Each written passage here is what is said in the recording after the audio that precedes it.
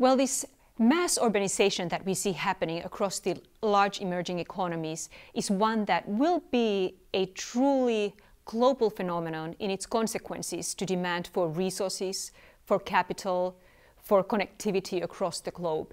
And this is a challenge to manage not just for the cities themselves, but for nation states and for the global economy. Just to give you a sense of what is happening and what does this mean for the demand for different kinds of things. A lot of the households that are living in the emerging cities are starting to reach income levels where they can afford not just the subsistence need for housing, clothing and food, but they can start purchasing things that they like to buy, goods and services, everything from mopeds and bicycles and cars to more toys, refrigerators, all kinds of not only cell phones but computers, etc. They are going to want more stuff.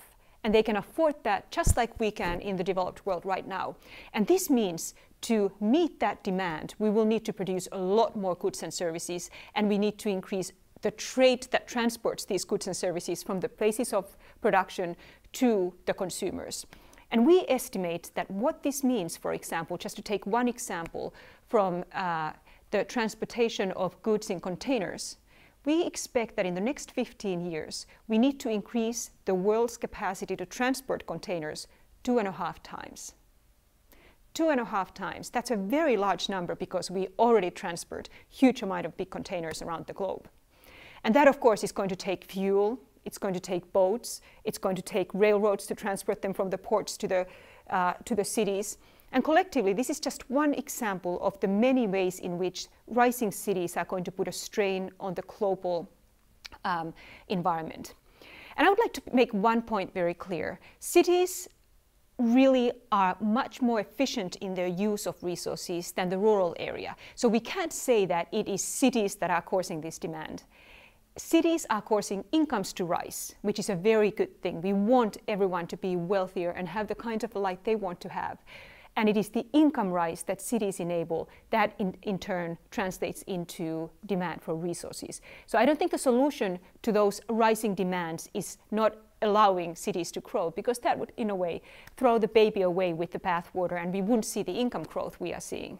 Instead, what we need to do is to encourage cities to truly be as efficient and as productive in the way they use resources.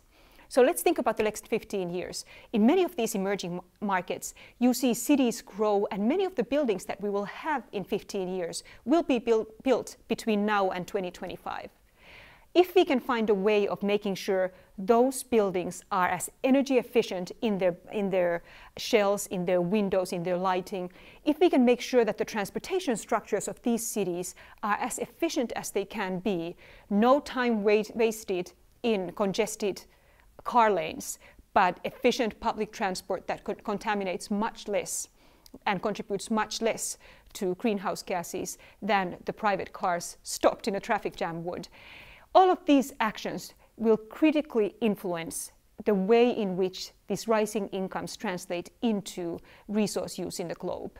And I think that is one of the most critical challenges in the next 15 years for the global economy, for national governments, and for cities themselves.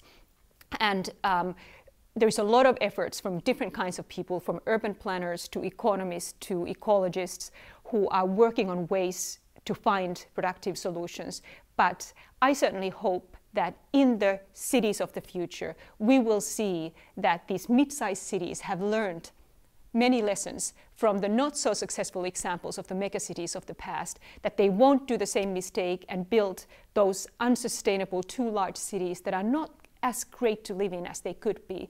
And we will have cities that are both economically productive, socially good places to live, and environmentally efficient.